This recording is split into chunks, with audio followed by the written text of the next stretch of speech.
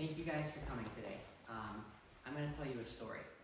So once upon a time, there were two little boys who loved each other very much.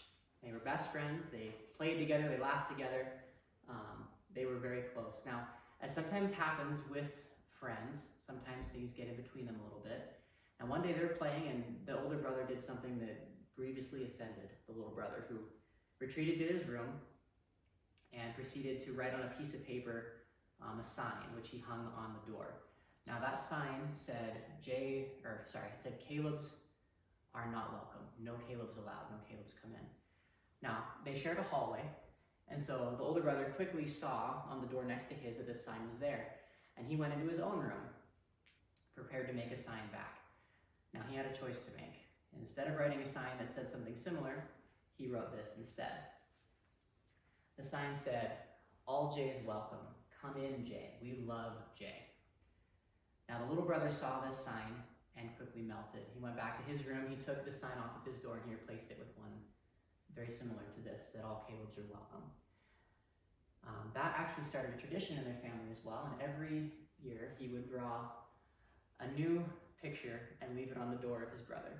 Now, this continued all the way until I went to college, and Jay and I are still close today.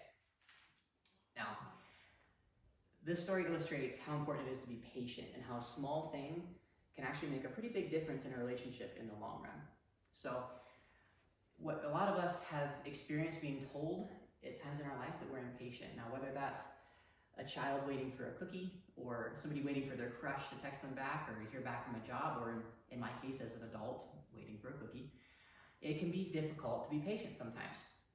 Now, in those moments, a lot of times people tell us that we need to be patient. And in that moment, we're not really told what we should be doing, we're being told what not to do. It's a response to some sort of negative behavior. So that can be kind of frustrating. What can we actually do in these situations to be patient? Or how can we prepare for these moments in advance so when they come, we're not just being told what not to do, we're already acting the way we should. So today I'm going to talk to you about 3 things that we can do every day to actively practice patience. Now, the first one is listening. Patience is listening. And by listening, I don't mean just being in the same room as another human being as they're talking and we're there. It's probably what most of us do, but that doesn't quite cut it.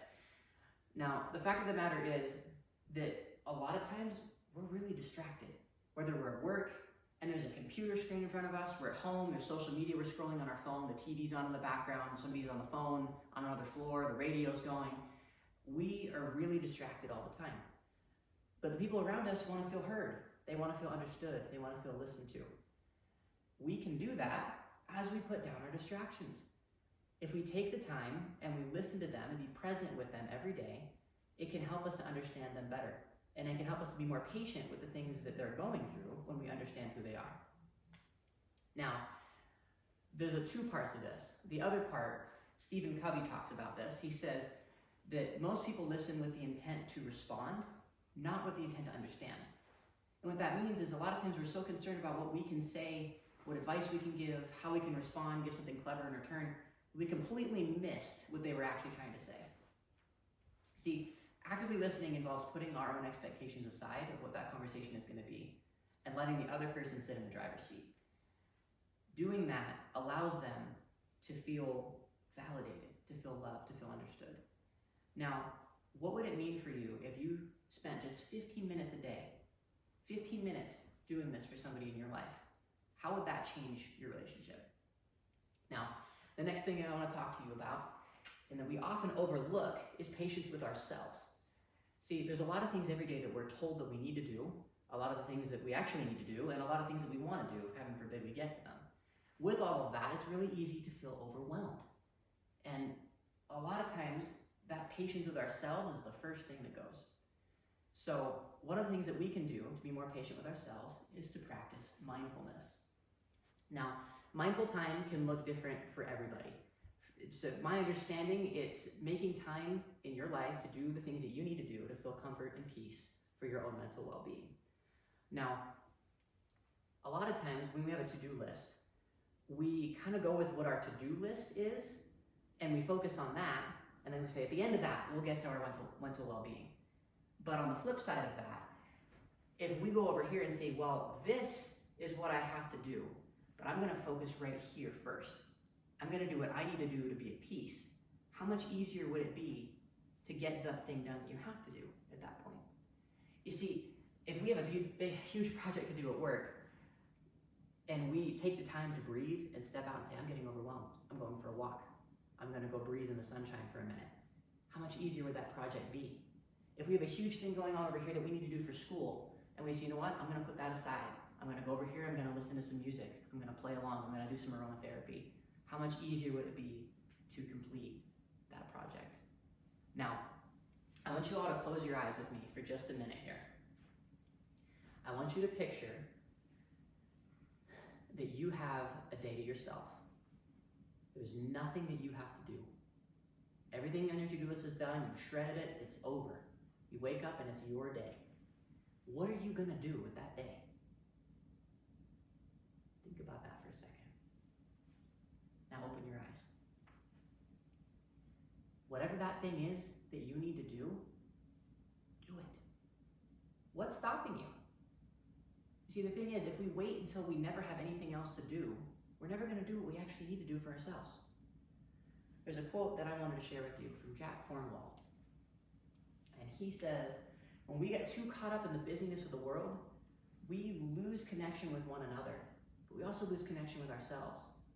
When these moments come that we need to choose patience, if we can come from a place of mindfulness, then we'll be able to choose in that moment to connect with other people because we're already connected with ourselves. The busyness doesn't get in the way at that point. Now, the last thing that I wanted to talk to you about today, and probably the most simple thing that we have on here, is letting go. Now, I want you all to think about this for me. If you have had a long day at work, at school, at home, whatever it may be, you finally got to the point at the end of the day, whether it's clocking out or going home or whatever it may be, where you can say, okay, I'm done, I can leave that, I'm at home now. How many of you, by the raise of hands, have continued to think about that thing that stressed you out all day long? I have done that. I do that a lot. Now, the thing is, why? Why are we doing that? If this is something that is causing us stress, it's stealing our joy, it's making us anxious, it's giving us these negative emotions that we don't want, and that we go home and we bring those things right along with us, do we wonder why we feel stressed, we feel anxious, we feel overwhelmed, we can't come to this place of peace? Now, an adage that I like to live by is what we focus on grows, whether that's good or bad. So if we're filling our lives with stressful things and we're choosing to hold on to that stress, no wonder we're feeling it. On the flip side of that, if we choose to feel joy, if we choose to feel happiness and focus on those small, simple things, maybe it's something that you woke up in the morning and the sun was shining and the birds were chirping, or you got a good parking spot, or somebody happened to have your favorite thing as the lunch special that day. Whatever it might be, if we choose to focus on those things and we let go of the other things, we're going to find that much more peace and happiness in our lives. It's easier to be patient with ourselves and other people when we're living from a place of joy. So, I know that as we practice these three things, as we choose to actively listen, as we choose to make mindful time, as we choose to let go of the things that are stressing us out, that we're going to be able to find the way that we need to feel peace and to be centered in our lives. And when that moment comes that we need to choose what we're putting on our sign, that we're going to be able to choose to be patient. Thank you.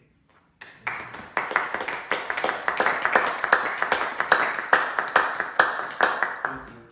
If you wouldn't mind filling out the evaluation forms, that would be fantastic. Again, thank you all for coming. I really appreciate it. You guys are awesome.